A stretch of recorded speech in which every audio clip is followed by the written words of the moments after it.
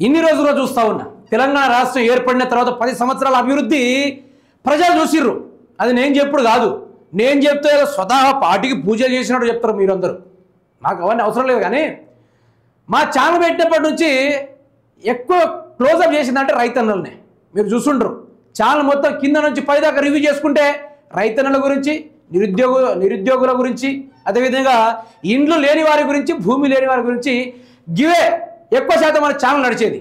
ఇంకోటి ఈ main stream మీడియాలు అంటే నేను ఏదో ఊహించుకున్నా. అబ్బా మీరు అంటా ఉంటారు చూడు, అరే నువ్వు కేసీఆర్కి ఎంత అమ్ముడుపోయినవరా, అరే ఆర్జీటీవీ కేటీఆర్ దగ్గర నుంచి ఎంత తీసుకుంటారు అనుకుంటూ కొందరు తలకమాసిన కాంగ్రెస్ సన్నాసోళ్ళు కామెంట్లు పెడతా ఉంటారు.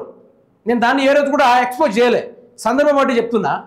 అంటే ఇక్కడ రేవంత్ రెడ్డి దగ్గర నుంచి మూటలతోటే తీసుకున్న వాళ్ళు మనకు ప్రత్యక్షంగా అవపడుతున్నారు. రోజు మీరు టీవీలో చూస్తారా, వానాకాలం వచ్చింది, ఏదో ఏమంటారు దీన్ని, రోహిణి కార్తీ అట తెలుగులో చెప్పాలంటే. ఈ కార్తీల అప్పుడప్పుడు అనుకోకుండా వర్షాలు పడతాయట. మరి రేవంత్ రెడ్డి వచ్చినప్పటి నుంచి వెనకకాలం ముందు పోయింది, ముందు కాలం వెనుకకు వచ్చింది. వర్షాలు మన జూన్ జూలైలో పడాల్సిన వర్షాలు కాస్త మేలో పడుతున్నాయి. ఇంకొకటి ఏంటంటే మే స్టార్టింగ్ లోపే ఓట్లన్నీ ఐకేపీ సెంటర్లు స్వాధీనం చేసుకునేది. అంటే కొనుగోలు అయిపోవు ఎప్పుడో. ఇప్పటిదాకా మీరు చూస్తూనే ఉన్నారు, ఏ ఛానల్ ఓపెన్ చేసినా కూడా యూట్యూబ్ ఛానల్ నిదానంగా ప్రజల కోసం పనిచేస్తున్న ఏవైతే యూట్యూబ్ ఛానల్స్ ఉన్నాయో అవి మొత్తం మొలకెత్తిన ఓట్లని నారుమల్ల జల్లక ముందే నార్నార్లా ఏర్పడ్డ ఆ యొక్క ఓట్ల గింజల్ని చూపెడతా ఉంటే ఒక్కొక్కళ్ళు దళారుల యొక్క కాలు మోపుతా ఉన్నారు. అడ్డి పావసరికైనా కొనుక్కోబండి సార్ అనుకుంటూ, అయ్యా మా బతుకుల్లో అంతో కొంత పెట్టుబడి కోసమైనా డబ్బులు ఇవ్వండి అనుకుంటా ప్రాధాయపడుతున్నారు.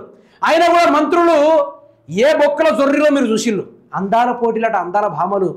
అరే మంత్రి నువ్వు ఆడుండు, ఈ మంత్రి నువ్వు ఆడుండు, ఆమెకెంత ఓట్లెత్తావు, ఈమెకెంత ఓట్లెత్తావు, అది నువ్వు చూసుకో, మిగతాది ఏమనంటే మన సార్ ముందు నుంచి చూసుకుంటాను అనుకుంటా ఒక మహిళను అయితే బ్రహ్మాండంగా, ఏది మన ఎక్కడ అది ఇంగ్లాండా, ఇంగ్లాండ్ మిస్ ఏదో ఉంది మిల్లా మాగి అనే ఇంగ్లాండ్ మిస్ ఆమె ఈ లైంగిక వేధింపులు తట్టుకోలేక పారిపోయింది. వాళ్ళ ముందట మీరు వాళ్ళతోటి కలిసిపోండి, ఆ మంత్రులతోటి కానీ స్పాన్సర్లతోటి కానీ కలిసిపోండి, మంచిగా సూపులు కలుపుకోండి, ఇంకేమైనా అనిపిస్తే ఇంకేమైనా చేసుకోండి అనుకుంటా ఈ తెలంగాణ యొక్క మంత్రివర్గం కానీ వీళ్ళు భలేగా డ్రామాలు ఆడిల్లు. దీన్ని మెయిన్ స్ట్రీమ్ మీడియా ఫోకస్ చేయలే. మనకు తెలంగాణ ఆడబిడ్డలు ఉన్నారు, 2 ఆడబిడ్డలు. ఎవరు? మంత్రి సీతక్క గారు, ఇంకోటి కొండా సురేఖ గారు. మంత్రి సీతక్క గారికి ఏమవుతుంది, మంత్రి సీతక్క గారి గురించి మాట్లాడదు, ముందు కొండా సురేఖ గురించి మాట్లాడాలి. ఈవిడ మంత్రి పదవి ఎందుకు ఇచ్చారో తెలుసా? సంసారాల్లో ఏలు పెట్టాలి. ఎట్లా? ఇప్పుడు సమంత కేటీఆర్కు లింక్ ఉంది, రకుల్ ప్రీత్ కేటీఆర్కు లింక్ ఉంది. ఇసుంటి వాటిలో మాట్లాడ్డా మన కొండా సురేఖ గారు మంత్రి పదవి కాదు పిఎం పదవి ఇచ్చిన తప్పే. ఇంకొకరు రీల్స్ స్టార్, ఆవిడ గారు రీల్స్ స్టార్ ఆవిడ తప్పు, కానీ ఏదో అవార్డ్స్ ఇస్తాను ఈ మధ్యలో, గద్దర్ అవార్డ్స్ అట. ఆ అవార్డ్స్ కూడా సీతక్క గారికి ఇచ్చిన బాగుండు. ఆవిడ గారు ప్రతిపక్షంలో ఉన్నప్పుడు బీఆర్ఎస్ పార్టీ అధికారంలోకి ఉన్నప్పుడు ఏం ఏడ్చిందబ్బా, అసలు ఏడుచుడు కాదు అది. ఒక కంట్ల నుంచి ఒకటే సుక్క గారేది, ఈ కంట్ల నుంచి అర సుక్క గారమంటే అర సుక్కనే గారేది. దాన్ని వాళ్ళ cameramans Zoom in Zoom out, దాన్ని మళ్ళీ ఓ సీతక్క ఆ సీతక్క అని కూడా మూటలు మోసిన సీతక్క, ప్రజల్ని ఆదుకున్న సీతక్క. అంటే ఇప్పటిదాకా వాళ్ళ బ్రతుకులు మారని పరిస్థితి మన మహిళలు ఉన్నారు. అటువంటి మహిళలకు కూడా అన్యాయం జరిగితే కూడా ఆ మహిళలు మాట్లాడలే, దాన్ని కూడా ఏ మెయిన్ స్ట్రీమ్ మీడియా కూడా ఫోకస్ చేయలే. TV9 ఉంది, V6 ఉంది, ఇంకా మిగతా ABN ఉంది. ఇలాంటి కొన్ని మెయిన్ స్ట్రీమ్ మీడియాలు ఉన్నాయి ప్రజల యొక్క. ఇప్పుడు మీరు ఒకటి చూడాలి, ఈ మెయిన్ స్ట్రీమ్ మీడియా దేనికోసం? ఇంకా RTV ఒకటి ఉంది, అది మొగుళ్ళ పిల్లల సంసారాల్లో ఉన్నంత సోయి ఆ ఛానల్కి దేనికి ఉండదు. ఇంకోటి బిగ్ టీవీ ఉంది, అది కూడా అంతే. మొగుడు ఎప్పుడు కొట్టిండు, పిల్లం ఎప్పుడు ఉరికింది, మొగుడు కొట్టింది ఎట్లా, పిల్లం ఎట్లా కేసు పెట్టింది, ఇదే దాంట్లో ప్రధానంగా నడిచేది. ఏ ఛానల్లో కూడా మీరు చూడొచ్చు, కాంగ్రెస్ పార్టీ అధికారంలోకి వచ్చినప్పటి నుంచి ఈ మెయిన్ స్ట్రీమ్ మీడియాలు ఏ రోజు కూడా ఫలానా రైతు ఇబ్బంది పడుతున్నాడు, ఫలానా వాళ్ళకి ఇంద్రమీలు రాలేదని గుంజి మరీ కొట్టిండు అనుకుంటా దాన్ని ఎవరు ఫోకస్ చేయలే. రాష్ట్రంలో గిన్ని సమస్యలు జరుగుతూ ఉన్నాయి. మళ్ళీ ఉద్యోగస్తులు బోర్డు పెట్టుకొని మళ్ళీ నినాదాలు చేస్తూ ఉన్నారు, మా ఉద్యోగాలు మాది ఎక్కడ, రేవంత్ రెడ్డి జియో 46 ఇప్పటిదాకా రద్దు చేయలేదు అనుకుంటా మాట్లాడే ముచ్చారు మీరు విన్నారు. కానీ ఇప్పుడు ఆ మెయిన్ స్ట్రీమ్ మీడియాలను ఏం చేస్తున్నాయో తెలుసా మీకు? తెలుసుకోవాలి, ఒక్కసారి తెలుసుకోవాలి. దద్దమ్మలారా, గాడిదులారా, రేవంత్ రెడ్డి వెనకాల తిరుక్కుంటూ రూపాయి 2 రూపాయలు ఇచ్చేదాన్ని తప్పదాగి మనకు ఫోన్ చేసుడు, కింద కామెంట్లు పెట్టుడు కాదురా, దమ్ముంటే ఇంద్రమ ఇండ్లలో ఒక ఇండ్లు తెచ్చుకో, గయ్యని చేసుకోవాలి కదా. ఈడ మెయిన్ స్ట్రీమ్ మీడియాలు ఎవరికి వస్తున్నాయి, ఎవరికి భజన చేస్తున్నాయి? రేవంత్ రెడ్డి కాలు గోడి నుంచి మొదలు పెడితే తలకాయ జుట్లు దాకా నెరిసిన వెంట్రుక ఉంటే చూడు, తెల్లని వెంట్రుక, ఆ వెంట్రుక దాకా ప్రచారం చేస్తూ ఉన్నాయి. ఇప్పుడు కవిత ఒకటే హాట్ టాపిక్ రాష్ట్రం మొత్తంలో. ఎటువంటిది? కవిత కొత్త పార్టీ పెట్టబోతుంది, కవిత బీజేపీలోకి వెళ్ళిపోతుంది, బీఆర్ఎస్ పార్టీ బీజేపీలోకి విలీనం చేస్తూ ఉన్నారు. అంటే ఈడ సమస్యల గురించి ఎవరు పట్టించుకోడు. మనం గట్టిగా గుణపం దింపితే ఈ సమస్యలని ప్రజలు మర్చిపోవాలి.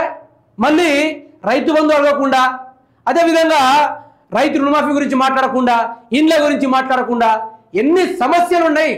ఈ సమస్యల గురించి మాట్లాడకుండా ఏదో ఒకటి బాంబు వేయాలంటే ఆ బాంబు ఏదైనా ఉందా అంటే అది కవిత కొత్త పార్టీ పెడుతుంది. కవిత తండ్రికి ఎదురు తిరిగింది. హరీష్ రావుకు, కేటీఆర్కు సరైన ధీటు పార్టీ పెట్టబోతుంది కవిత. ఏబిఎనోడు అయితే నిద్రపోతలేడు, దీనికి కూడా పోతున్నాడు ఏబిఎనోడు రాధాకృష్ణన్. అసలు తిండి తింటుండో బాత్రూమ్కి పోతాడో కూడా తెలుస్తలేదు. ఒకటే రాసుడు రాస్తాడు, ఒకటే వీడియోలు తీసుకుని ఇస్తాడు. ఇప్పుడు ఏ రోజైనా ఆంధ్రప్రదేశ్ యొక్క పేదల పరిస్థితి గురించి ఎప్పుడైనా ఫోకస్ చేసినావా అంటే చేయలే.